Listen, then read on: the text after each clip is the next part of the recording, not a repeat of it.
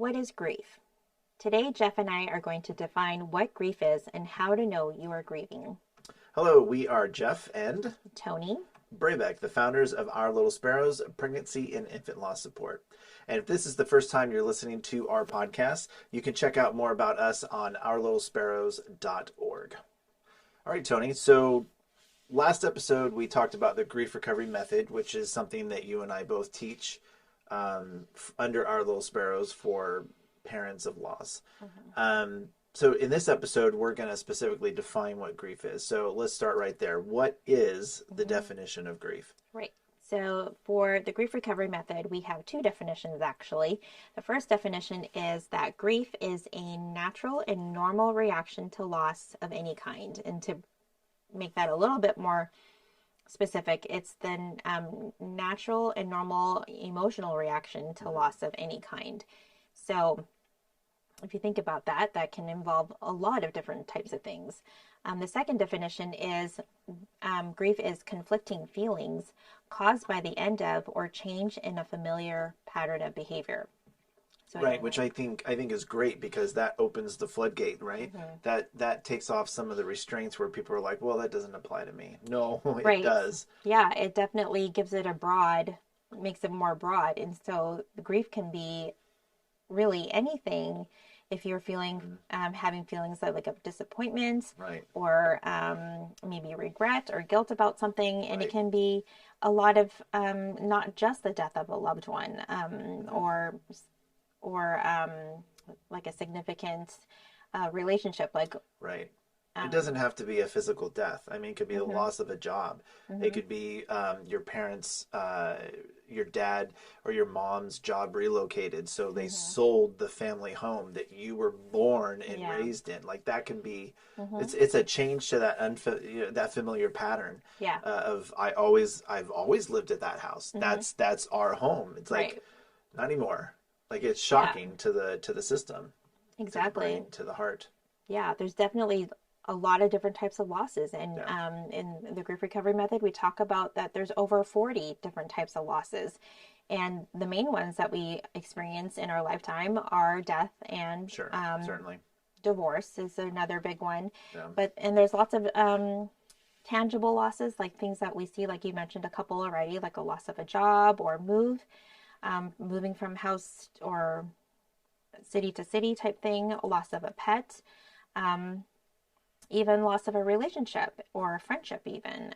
So those are things that can cause significant feelings of grief. And then there's the intangible losses, that things that are not obvious to us. Now for us who have experienced a miscarriage, a miscarriage can be intangible loss, because especially if it wasn't a pregnancy that was further along and you maybe didn't announce yet your pregnancy, and then there was a loss there, then that can be a season of grief for you. So it's not visible necessarily to people that, people didn't know about it. Right. Especially if you didn't announce it and it wasn't visible yet. So that can be a form of intangible grief. Right. There's intangible grief such as like loss of safety. Some maybe experienced a traumatic event, and so you don't feel safe in your home or in your community. There's loss of trust, experience there where maybe you felt a betrayal of some kind. Sure. Loss of faith, loss of health. There's lots of different kinds of losses that are not obvious, physically, visibly obvious. So there's lots of different examples of things like that. Even things like that we might think might be minuscule.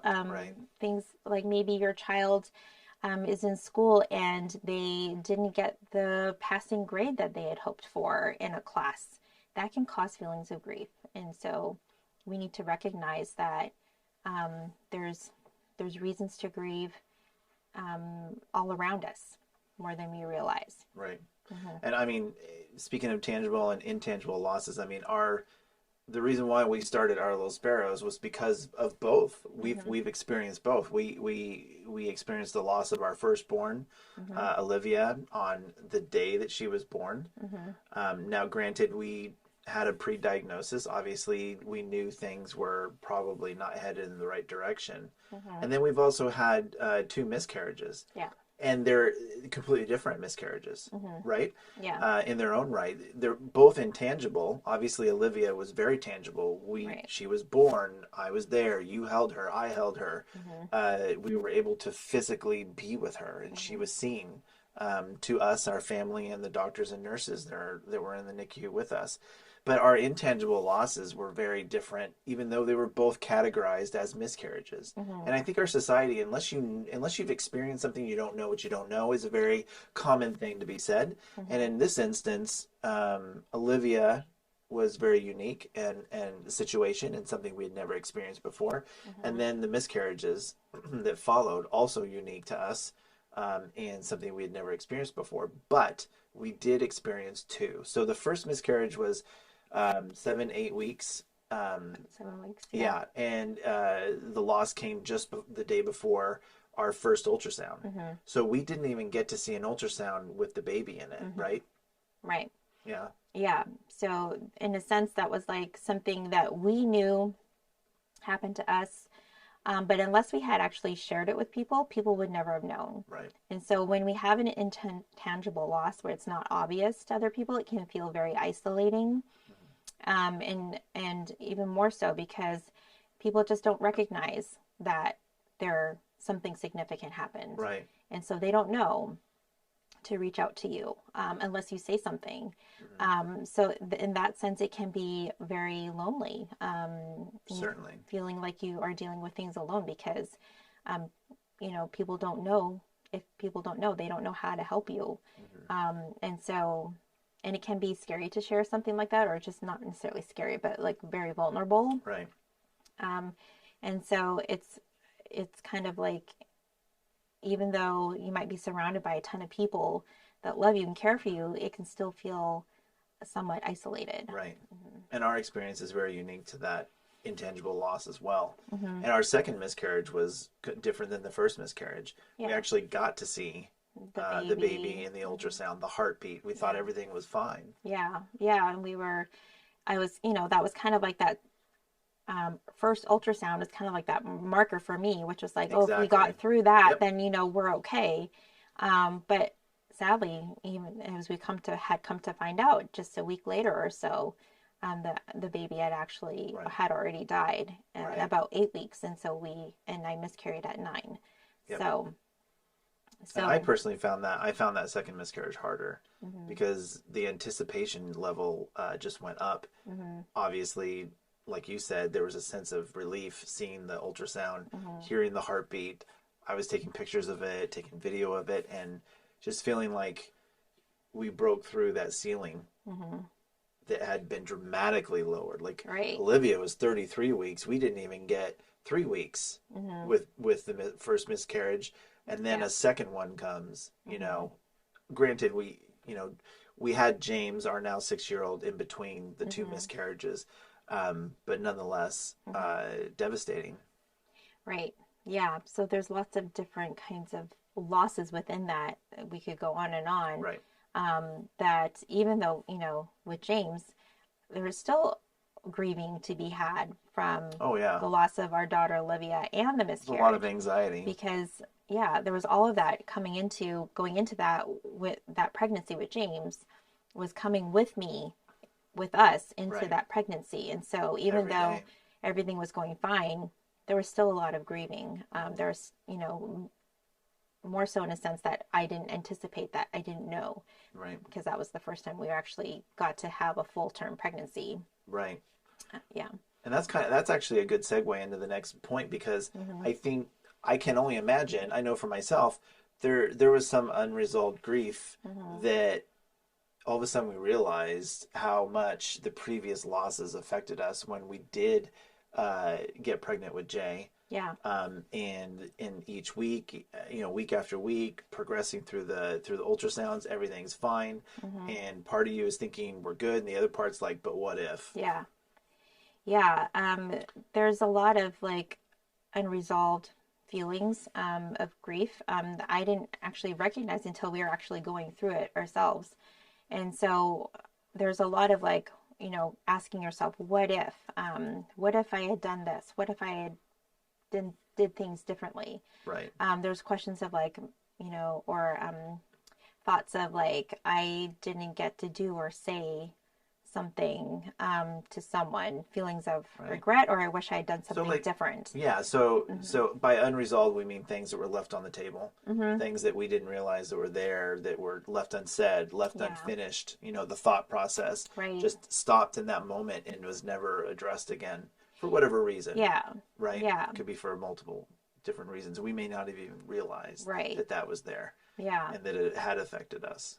Right. So having those thoughts, wishing things might have been different, might have been better, or maybe you did something more or something less. Right. Those are all questions that are surrounding unresolved grief. So if those are thoughts and questions that you have, that is a sign that there are some feelings of grief that maybe need to be addressed, or Sure.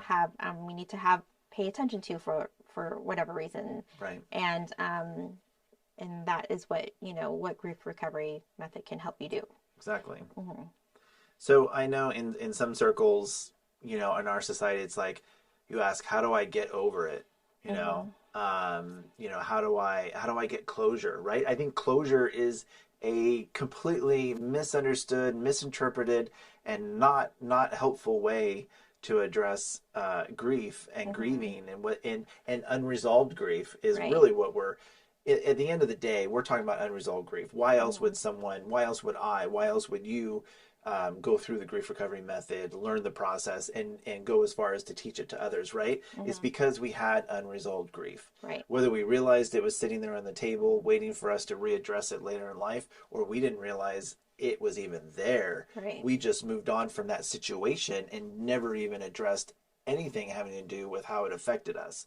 So, which is a perfect, I think, summation of what unresolved grief is. It's just, it's what you didn't even realize was there. Right. So moving forward, it's like, if it's not closure, because closure is not, I don't think that's a positive thing. If it's not, how do I get over it? Right. Then what is it? It's right. The grief recovery puts it in a really neat, ties a really neat bow on it.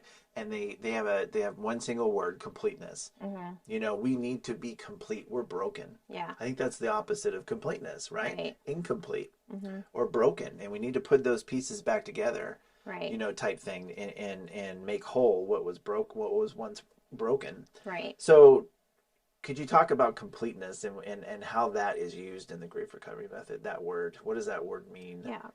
Well, completeness is kind of like what we want to achieve through the grief recovery method. And completeness is the result of having delivered those uncommunicated things, those things that you wish you had a chance to say but didn't get to say it, or things that you maybe expressing regret on saying something or doing something, and not being able to have a chance to make those amends. Right. And so achieve, almost like missed opportunities. Yeah, a lot of it could be from missed opportunities to say or do the things that you wish you could have done.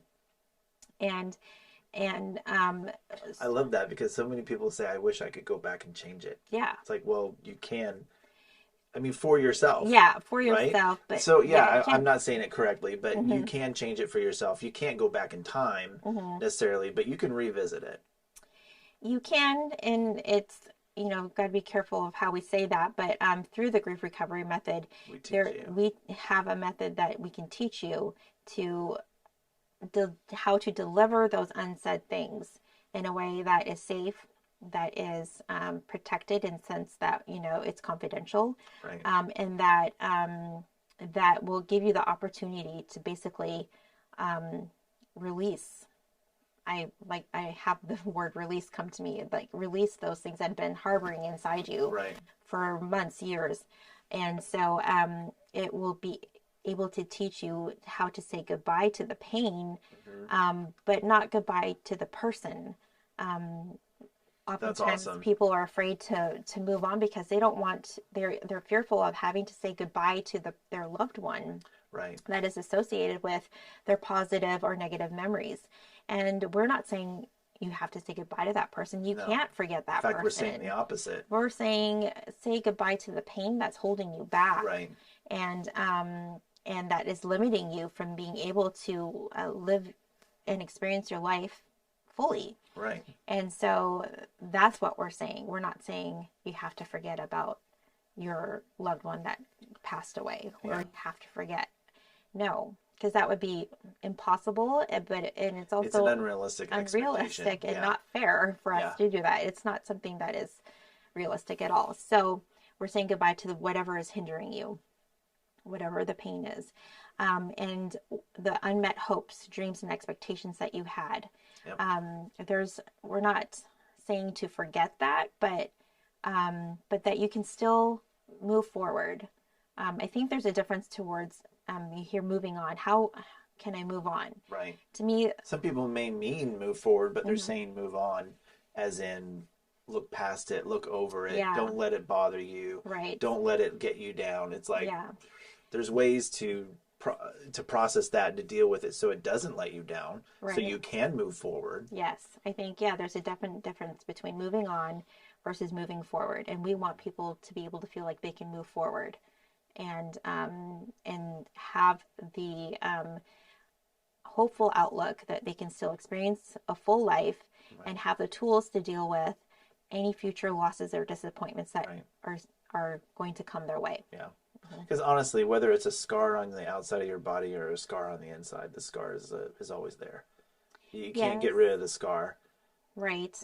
Yeah. Yeah, and it's not something that you can just rush through either. It's going to take time, and it's going to take action steps to We make have sure to that learn that's, to live. healing well, and Yeah. it may not go away, the scar may not go away, Right. but you're taking steps to make sure that that is being taken care of and that it's going to Yeah. heal well. Yeah. I mean, the scar is not going to dictate how I choose to live my life moving forward. Hmm. So I mean, it's empowering. I feel like it it encourages strength. It definitely doesn't encourage, you know, weakness in the sense of it controls you or dictates your day, whether you're happy or sad. Hmm. It's definitely overcoming, some struggle Yeah, in our lives. So yeah, that's good. It's very good. yeah. So So, what's next for us? next episode, we're actually going to talk more about the myths of grief. We mentioned it a little bit in the last episode, Right. but we're going to go more in depth about what they are and how they are not helpful and what can we do about it. Imagine that. Yeah. So we hope you found this episode helpful, and we want you to know that you are not alone. You are loved, and your baby will always be cherished. And we are here to support you in any way that we can. Awesome. If you like this episode and want to see another weekly YouTube podcast video from us, you can click or tap up above. If you click or tap down below, you can go deeper with Toni and I in our grief series, The Pregnancy Journey, grieving from diagnosis to the loss of your baby and beyond. Thanks for joining us.